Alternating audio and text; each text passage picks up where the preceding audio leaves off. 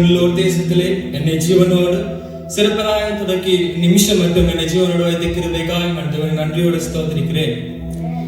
தேவன் தாமே தாயின் கற்பத்தில் தேர்ந்தெடுத்தது முதல் நிமிஷம் மட்டும் என்னை பாதுகாத்து கண்ணின் மணி போல பாதத்தில் நடத்தி வர தேவைக்காய் நன்றியோடு ஸ்தோத்திரிக்கிறேன். நான் சிறு வயது தொடங்கி ஆவிக்குரிய தாய் தகப்பனுக்கு வளர்க்கப்பட்ட ஒரு மகனாக நான் வளர்ந்து வந்தேன். சிறுபராயத்தில் இருந்து 4ஆம் வகுப்பு மட்டும் இலங்கை தேசத்திலே முல்லைத்தீவு மாவட்டம் விஸ்வவுடன் பகுதியில் நான் வசித்து வந்தேன். அந்த யுத்தம் காரணமாக புத்தளம் தேசத்துக்கு நாங்கள் இடம்பெயர்ந்து போனோம். அதற்கு பின்பாக மறுபடியும் எங்கள் தேசத்துக்கு வரவும் என்னுடைய சிறுவராய கல்விகளை தொடர்ந்து எனக்கு உதவி செய்தார். ஆண்டவருடைய பரிசுத்தாவின் அபிஷேகத்தை நான் 11 வயதிலே பெற்றுக்கொண்டேன். அதைத் தொடர்ந்து முழுக்க ஞானஸ்தானத்தை 2015ஆம் ஆண்டு தேவஊழியர்களால் எனக்கு வழங்கப்பட்டது. என்னுடைய வாழ்வை பிராயத்திலும் கூட அநேகமான பின்னடைவுகளோடாக நான் சென்றிருந்தேன். தேவன் தாமே என்னை எல்லாவற்றிலிருந்து மீட்டு என்னை பாதுகாத்து வந்ததற்காக நான் தேவனை நன்றியோடு ஸ்தோத்திரிக்கிறேன். நானும் கூட அநேக விதங்கள்ல படிக்கிறதுக்கு கூட என்னால் முடியாத மந்தமான நிலவரத்தில் காணப்பட்டேன். ஆனால் தேவன் தாமே ஒரு ஆச்சரியமான பிரகாரமாய் எனக்கு ஒரு ஞானத்தை தந்து தேவன் இலங்கையில ஒரு கண்டுபிடிப்பாளராக தேவன் என்னை உயர்த்தி வைத்தார். நேஷனல் லெவல்லையும் இன்டர்நேஷனல் லெவல்லையும் போட்டி போட்டு தேவன் எனக்கு வெற்றியை எனக்கு ஏற்படுத்தி தந்தார். என்னுடைய வாலிப நாட்களில் நான் படிக்கிற காலங்களிலும் தேவன் எனக்கு அதை உதவி செய்தார். அதன் முன்பதாக என்னுடைய படிப்புகளை முடித்த வேளையிலே நான் யாழ்ப்பாணத்துக்கு படிப்பதற்காக சென்றிருந்தேன். அந்த வேளையிலே தேவனை இன்னும் அதிகமாய் நேசிக்கிறவனாகவும் அவருடைய அன்பிலே ஜீவிக்கிறான ஒரு பிள்ளையாகவும் என்னை வழி நடத்த தேவன் ஆரம்பித்தார். ஏனென்றால் நான் தாய் தகப்பனை விட்டு தனிமையான இடத்திலே படிக்க போனது நிமித்தம் தேவனை இன்னும் அதிகமாய் நேசித்து அவருடைய வெளிப்படுத்தல் என்ன, ஆவியானவருடைய வெளிப்படுத்தல் என்ன என்று சொல்லதான ஒரு நிலவரத்துக்கு தேவன் என்னை கடத்தி கொண்டு போனார். அதற்கு பிற்பாடாக என்னுடைய குடும்பங்கள் ஏற்பட சில பிரச்சனைகளின் நிமித்தமாய் மறுபடியும் ஆண்டவரை விட்டு நான் தூரமாய் போறதுக்கு ஆரம்பித்தேன். ஆண்டவரை தூசித்தேன். ஒரு சமயத்துல நான் போய் நின்றேன். அப்ப அலுமான் சிலை ஒன்று இருந்தது. அப்ப அது என்ன பார்த்து கேட்கிற மாதிரி என் ஆவியில நான் உணர்வேன் எல்லாத்தையும். அப்ப அது கேட்குது, கடைசியா நீ எந்த இடத்துல தான் நீ நிக்கிற என்று சொல்லி ஒரு விஷயத்துல நான் உடைக்கப்பட்டேன். அந்த இடத்துல ஆண்டவர் எனக்கு உணர்த்தினார். அதுக்கு பின்பாக மறுபடியும் தேவனை பற்றி கொண்டு அவருடைய அன்பிலே வளர்க்கப்பட்டு அவ்வாறாக நான் கடந்து செல்ல தேவன் எனக்கு உதவி செய்தார். அதன் பின்பதாக என்னுடைய ஏழு படிப்பெல்லாம் முடித்து விட்டு மேல் படிப்புகள் நிறைய படித்திருந்தேன். தேவன் எனக்கு அதுக்கும் கிருபை தந்தார். அதுக்காக தேவன் நன்றியோடு ஸ்தோத்திரிக்கிறேன். அதன் பின்பாக நான் வெளிநாடு வர வேண்டும் என்றுதான் ஒரு ஆசை இருந்தது எனக்கு. கிட்டத்தட்ட ஒரு 21 வயசுல ஸ்டார்ட் பண்ணினேன். நான் ஒவ்வொரு விஷயமாக கனடா போகணும், லண்டன் போகணும், ஒவ்வொன்றுக்கும் அப்ளை பண்ணுவேன். ஆனா நான் போற நேரத்துல மட்டும்தான் அது தடையா மாறும். அப்ப என்னதான் ஆண்டவர்கிட்ட சித்தம், என்ன குறித்து என்ன நோக்கம் வச்சிருக்கிறார். உதவ ஊழியர்கள் சொல்லுவார்கள், உன்னை குறித்து ஆண்டவர்கிட்ட ஒரு அழைப்பு இருக்குதோ தெரியல, கனமான ஊழியத்துக்கு நீ வந்துரு.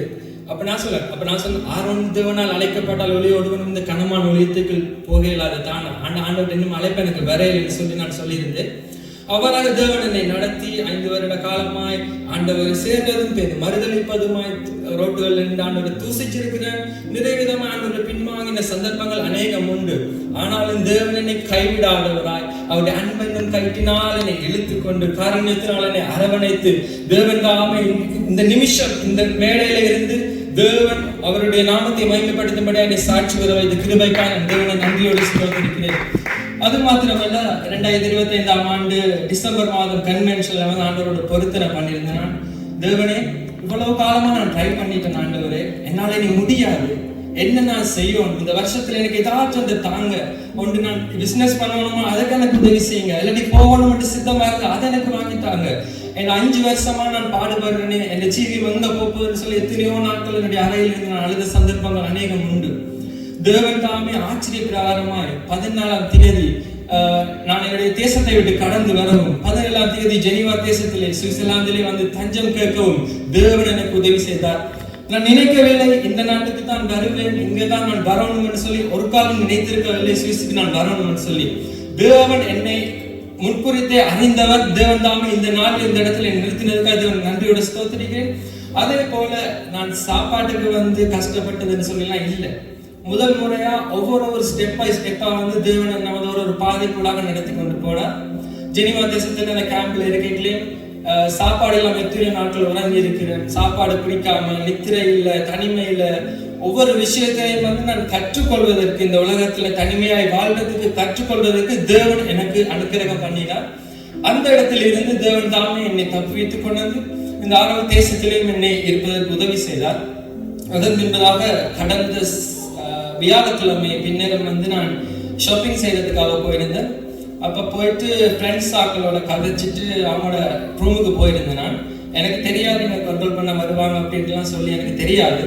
ஏதாச்சும் நான் வந்து அப்பதான் இருக்கிறேன், வந்து கதவை தட்டுறாங்க. அப்ப வந்து கேட்டாங்க ஐடியா என்கிட்ட இல்லை.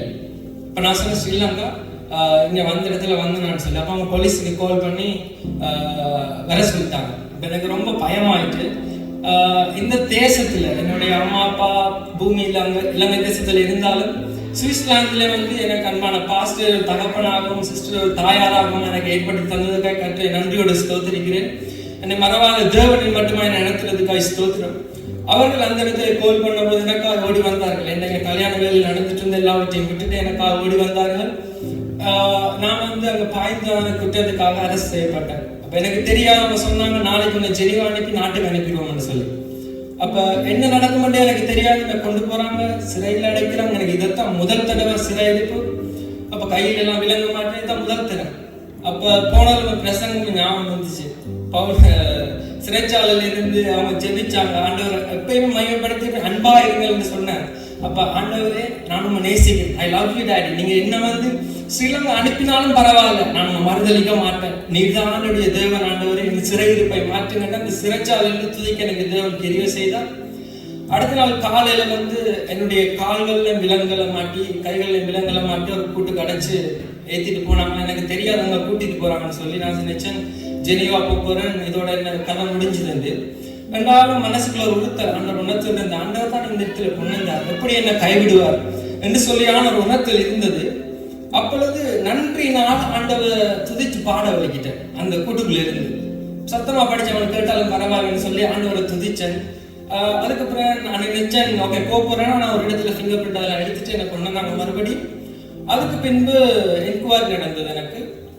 அதுல வந்து நான் நினைக்கல என்ன இன்னைக்கு விடுவாங்க. நார்மலா வந்து ஒரு 3 நாள் உள்ள கண்டிப்பா வச்சிருப்பாங்க இந்த நாட்டு மினிஷன் படி. ஒரு 2 கிழமை 3 மாதம் நிறைய பேர் இருக்கிறாங்க. அப்ப எனக்கு என்ன நிலவரம் எனக்கே தெரியாது இருந்தேன். ஆச்சரியப்பிரகாரமாய் தேவன் தாமே எனக்கு ஒரு ஜட்ஜ் இல்லை, ஒன்றும் இல்லை. தேவனே எனக்கு நீதிபதியாயிருந்து என் வழக்கை சங்கீதம் 9 நாள்ல சொல்லப்பட்டது போல தேவனே நீதிபதியாயிருந்து என் வழக்கை அடை நியாயஸ்தானத்தில் வீட்டு இருக்கிறார் சொல்லி வசனம் இருக்கு. இப்ப தேவன் இந்த வாயோட இருந்து பேசி நான் என்னத்தை கதைக்கணும் என்ன செய்யணும் என்றுதான் எல்லா விஷயத்தையும் தேவன் எனக்கு ஞானமாய் போதித்து தந்தார். அந்த இடத்திலே நான் அவர்கள் மத்தியிலே என்னுடைய பிரச்சனையை நான் சொல்லவும் இந்த நாட்டில் எனக்கு அகதித்தஞ்சம் தாங்க என்று கேட்கிறதுக்கும் தேவன் தாமே எனக்கு உதவி செய்து அடுத்த நாள் ஒரு நாள் கூட ஆகவில்லை, அடுத்த நாள் பின்னேரத்திலே கல்யாண வீட்டிலே தேவன் என்னை கொண்டு போய் நிறுத்தினார். அவருடைய நன்மைக்காக நான் கர்த்தரை நன்றியோடு ஸ்தோத்திரிக்கிறேன். அவன் எதிர்பார்க்கவில்லை, ஆனால் ஆச்சரியப்பிரகாரமாய் தேவன் தாமே என்னை நடத்தி அவருடைய சன்னிதானத்திலே என்னை நிறுத்தினார். இந்த இடத்துல நான் சாட்சி சொல்லுவேன் என்று நான் நினைக்கவில்லை. தேவன் தாம் நேற்று ராத்திரியில் ஜெபிக்கும் பொழுது வெளிப்படுத்தினார் இந்த நன்மையை குறித்து நான் சொல்லணும் என்று சொல்லி அதான் பாஸ்டரிடம் கேட்டிருந்தேன். அதுக்கு பிறகுதான் நான் ஜெபிச்சுட்டு தான் வந்தேன். எப்படியாச்சும் ஆண்டவர் நாம மகிமைப்படும் நிமித்தமா என்ற சிறையிருப்பை ஆண்டவர் எனக்காய் மாற்றி தந்ததுக்காக நான் தேவனை நன்றியோடு ஸ்தோத்திரிக்கிறேன். இனிமேலுமா என்னுடைய வாழ்க்கையில நடக்க இருக்கிறதான ஃபியூச்சர் எனக்கு என்னன்னே தெரியாது. ஆண்டவரோட கரத்துல தான் ஒப்படைத்திருக்கிறேன். என்னுடைய காலம் அவருடைய கரத்துல இருக்கிறது. இந்த ஓட்டத்தை ஓடி முடித்து அவருடைய ராஜ்யத்துக்குள்ளே நான் மகிமைக்குள்ளே பிரவேசிக்க மட்டும் தேவன் தாமே என்னோட கூட இருக்கணும், என்னை பாதுகாக்கணும். நீங்கள் எனக்காக ஜெபித்துக் கொள்ளுங்கள். தேவன் மூலையும் ஆசீர்வதிப்பார். என்னுடைய சாட்சியை முடிக்கிறேன்.